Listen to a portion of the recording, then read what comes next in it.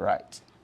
So let's take the definition of economics, the definition. Now, before I go into the definition of economics, it's actually a good idea to say, how did economics come into play? Okay? Actually, economics is a coinage of two Greek words, which is, so we have what you call the oikonomia. Oikonomia. Now, oikonomia is a Greek word, okay? But the thing here is, I can split this word into two different parts so that they can have like a syllable. So if I want to split this word into two parts, I will have what you call oiko, and I'll have what you call nimen. So therefore, this oikonomia is the Greek word for economics. So if you look at the integral part of oikonomia, which is oiko and nimen, what does oiko stand for? Oiko stands for household. And then nimen stands for management. So if you fuse household and management together, you have household management, okay? So if you bring the two together, you have what you call economics, all right? So that's why if you look deeply into the definition of economics, you will see that economics just springs around how you manage the resources of what? Of the household, okay? All right. So this is how economics come into be, okay? This is how the word was generated. Now, who was the person that generated this word in the first place? Who is the person? And who was the person that defined economics first? Now, this person is called Alfred Marshall. Sorry, Adam Smith. Adam Smith. All right. He was the first person to define economics and coin this word economics, okay? He coined this word in the year 1776, all right? He coined it 1776, and he actually wrote a book, and the name of the book is called The Causes of the Wealth of Nations. So it was in that book which he wrote, it was in that book he defined economics, okay? Now, how did he define economics, being the father of economics, okay? He defined economics as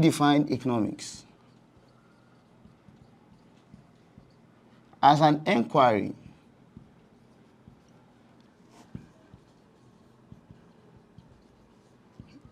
into the nature and the causes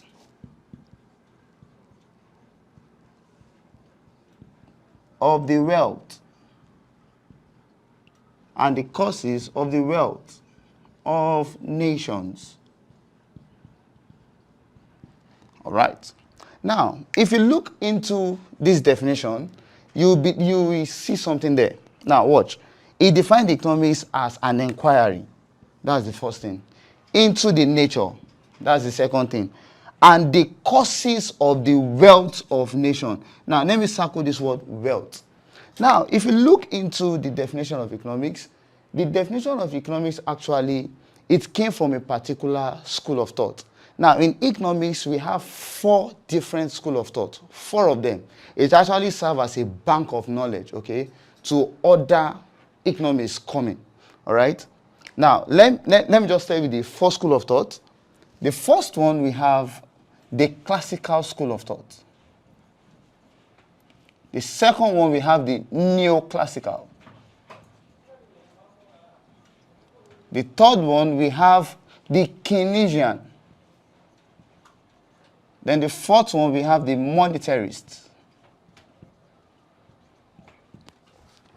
Now, if you look at the classical, okay, now for every subject matter or for everything that you do, it has an history, okay? It has where you can refer to for knowledge, right? Now, in economics, this is where we refer to for knowledge, all right? Now, when you look at the first, this thing we have here, classical. Now, when you look at classical, okay, for instance, if you go into music and you hear classical music, that means they are telling you about music that are, you know, kind of old, traditional, old music, right? So if you look into classical economics, okay, classical economics is just telling you those old and traditional what definition or method of solving economic what problems. And for me not to go too far, if you look at this, I told you that the first person that defined economics was what? Adam Smith, right? Now, if you look into these four school of thought here, who do you think is the father of the classical economics or the classical school of thought? The answer is right on the board, right? Very good. So here we are having what? Adam Smith. So Adam Smith is our father here. Okay? Now, let me tell you what this classical school of thought is out to achieve. Okay? What they actually portray in their own school. Now, the focus, okay, where they lay their focus is into the world section. Now, if you look at the economy, we have what we call economic system, right? Now, the economic system is divided into three. Don't worry, I will take it as a topic so that you understand better, okay? We are just going through certain things so that we can understand this thing very well, all right? Now, so if you look at the economic system, we have three economic systems. We have what we call the capitalist, we have what we call the socialist, and we have what we call the mixed economy, right? Very good. Now, if you look into the capitalist, we all know the capitalist is is an economic system where, you know, we have private individuals that controls the means of production and what? Distribution. Is that not it? Very good. Now, we all know, anytime you are looking at, well, we are looking for wealthy people, where do you find them most? Do you find them in the what? In the capitalist economy? Do you find them in the socialist economy? Or do you find them in the what? In the mixed economic society? The answer is simple. You find wealthy people in the what? In the capitalist economy. Why do you think America is what? Is economically what? Developed. All right? Why do you think China is economically what? Developed? Because all these countries are what? They are capitalist economy. All right. Now, so if you look into this classical economy, what they were portraying in their own school of thought, the knowledge they were passing to people was that, as for them, they only see the what? The notion of wealth. So they were the ones that taught, or they were the ones that what? That showed more light on what you call the capitalist system. All right? So that is the classical school of thought. Their own is wealth, okay? Nothing more than wealth. So if you look at it now, if you look at the definition, inquiry into the nature. You know, inquiry is just like you are searching for knowledge, right? Now, the knowledge you are looking for in nature, the only knowledge you are looking for in nature is what? Is the wealth what? Knowledge. So we can see there, classical deals with what? Wealth, which is centered around what? The capitalist system. Now, if you look into the neoclassical actually was developed and was fathered by somebody we call Alfred Marshall. Alfred Marshall. All right. So let's take this guy and let's see how he also defined economics. So Alfred Marshall. So we are using, what do we call it now? Two stones to kill what? Is it two stones to kill one bird now? We are taking the school of thought, and then we are relating it with the word definition of economics. All right. So Alfred Marshall.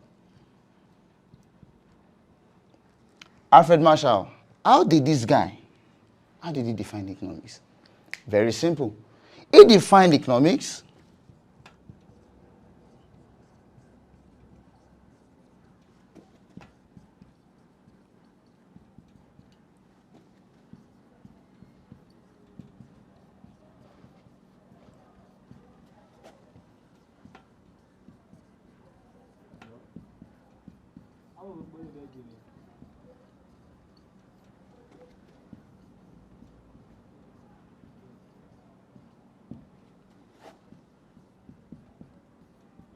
Okay.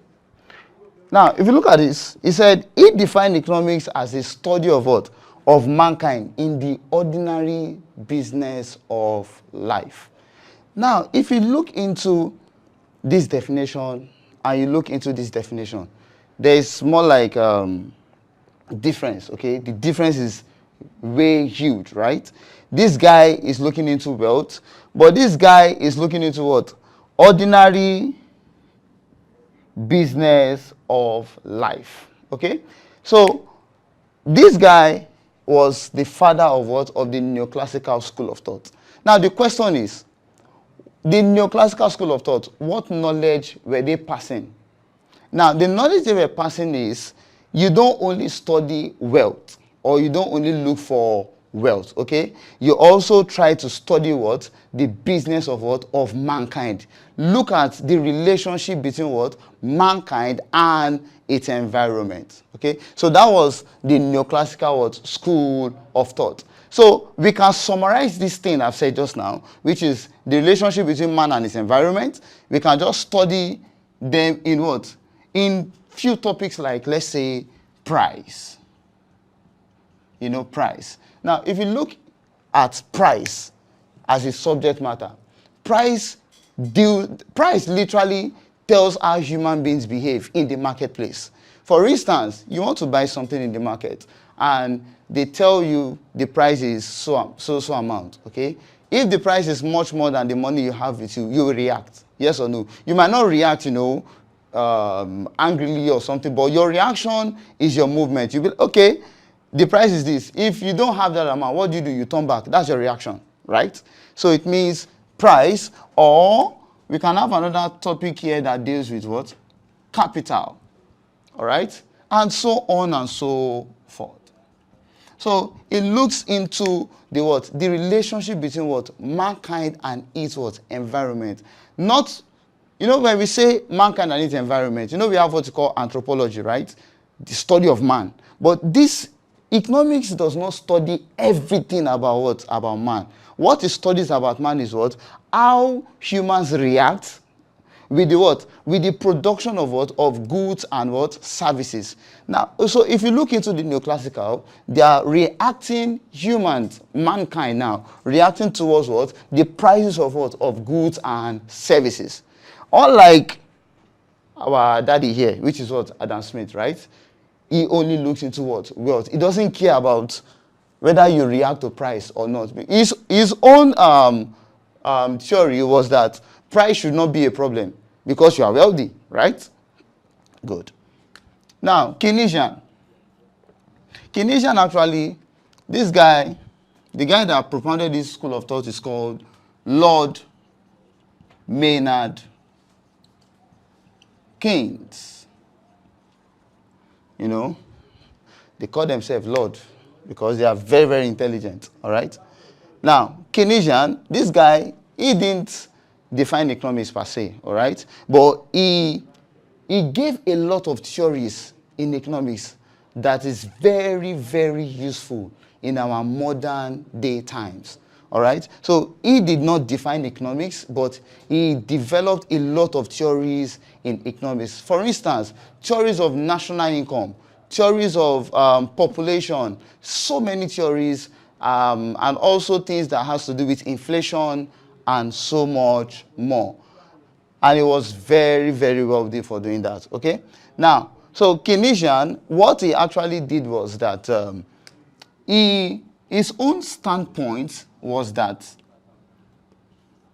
you need to study what you call fiscal policy. That was the knowledge he was passing.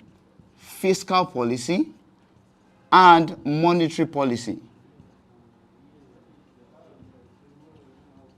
Now, just hold on. Don't worry. I'm a good pilot. I'll pilot you very well. Now, if you look at fiscal policy, what is the meaning of fiscal policy? Now, fiscal here simply means anything that relates to do with what? Government. All right? So, sometimes government comes into, you know, the setting of prices of what? Of goods and services. Sometimes governments, you know, they come into and they affect the economy, they control the economy. Anytime government affects or controls the economy, we call it what? The method through which they do that is called what? The fiscal policy. All right? That is government for you. Then monetary policy is just a theory that this is what? Money supply, all right? That this is what? Money supply. So that is what we call the fiscal policy and the monetary policy. So since he didn't define economics, okay, there's another person that defined economics too. So let's just balance it like that. Let me draw a line here. We have somebody we call H.J. Davenport.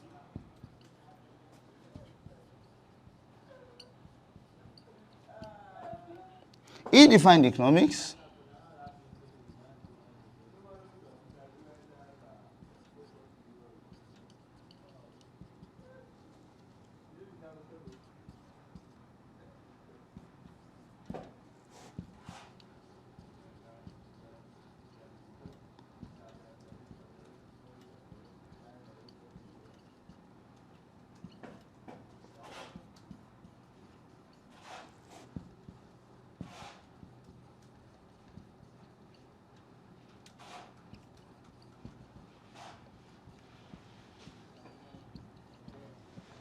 Now, look at what H.J. Davenport said.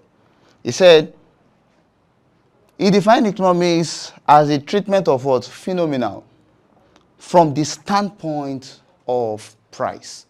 So he was direct, actually. Okay, he was direct. And H.J. Davenport, if you look into what I've said here now, from these three schools of thought, where do you think H.J. Davenport falls? Okay, he falls under the what? The neoclassical. You can see there, his own is talking about what? Price, right? So he was actually looking, he was studying economics from the what? From the standpoint of price, all right? From the standpoint of price. So that is how he defined economics. So let's move into the monetarist, all right?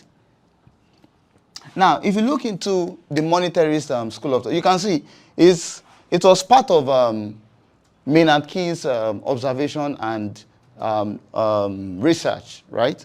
So monetary just took one part of his theory, which is what? The monetary policy. The monetary policy. And anytime you hear the word monetary policy, you are just looking into money what? Supply. But not money supply, not just money supply in absentia, but how money supply can affect the what? The behavior of the economy. All right?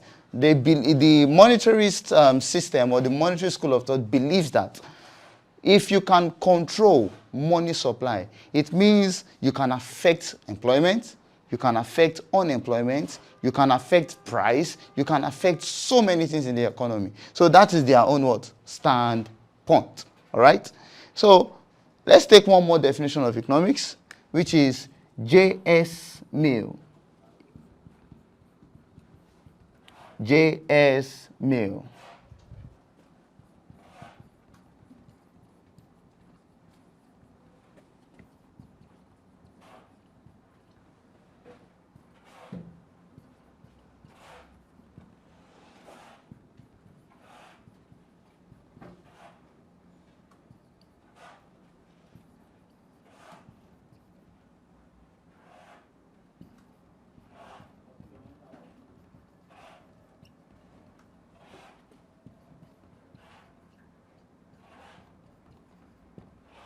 All right.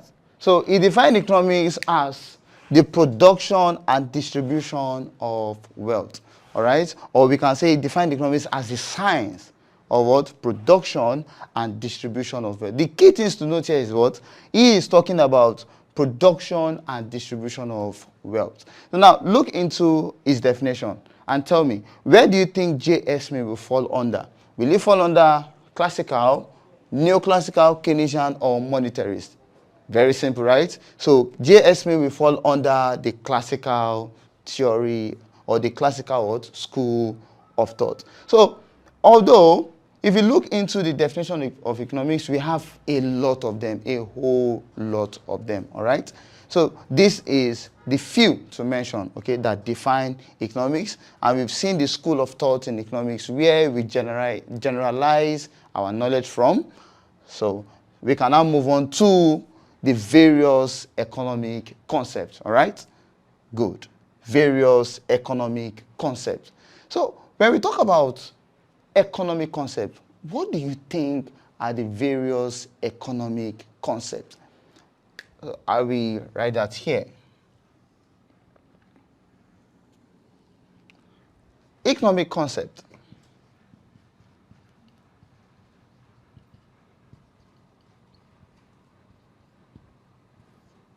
These are the simplest, these are concepts that if you don't understand it better, okay, economics as a subject will be very, very difficult, all right? These are key things you'll be hearing both in the, economics, if you look into the subject matter economics, it is divided into what? Into two main aspects, right? We have what you call the micro and we have what you call what? The macro, okay? So what we are doing now is what? For Jamb economics, it's a fusion of what? Micro and macro, okay? So if from all what we'll be doing, you'll be hearing, this economic concept from time to time. So it is very, very important you understand what they mean. So the first thing under the economic concept is what? Want. Want.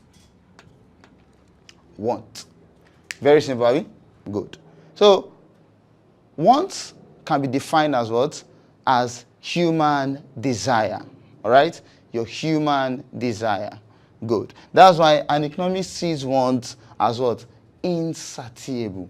Meaning your wants are what? Numerous. You can't satisfy all your wants. If you observe as a rational human being, every morning you wake up with what? With different kind of wants. The want you have today is different from the want you have what? Tomorrow. Want keeps what? Multiplying. All right? So want to an economics is what? Is insatiable. Or if you don't want to use that word insatiable, you can say what? Numerous. All right? Numerous. So want are just your what? Your desires. All right? The human desires towards different or various what? Goods and services. So we move on to the next one. Now, let's take scarcity. This is very, very important. Actually, the reason you are studying economics today is because of this guy here. Scarcity. Scarcity. Now, what is scarcity? Scarcity is called what? Limited in supply. Limited in supply of what? Of various resources. Of various resources. All right? So when we say scarcity, this is when your resources is what? Is limited. Your resources are limited. All right? The resources are what? Are limited. Now, whenever you are considering scarcity as a problem, okay, you must link it with something. For instance, we don't just say scarcity, scarcity. No, no. For instance, if you look at fuel scarcity, why do we say fuel scarcity? We say fuel scarcity because the demand of fuel, okay, is higher than the what? Amount of fuel available. That is why we say what? Scarcity. So anytime we say limited in supply, it is what we have is not enough for what? For the demand or for the aggregate demand of what? Of, the people in the what? In the state. All right? So that is what to say. That's why we say what? Scarcity. 3, we have what we call choice. Choice. Now, I know you will say choice. Choice is very simple. Yes. And you'll be asking, what is choice doing in economics? Yes, it's very, very important in economics. Now, this choice you see here, it is what? It is the act of picking what? Out of picking a particular need, out of various what? Alternatives. The act of picking, let me write it down. It is the act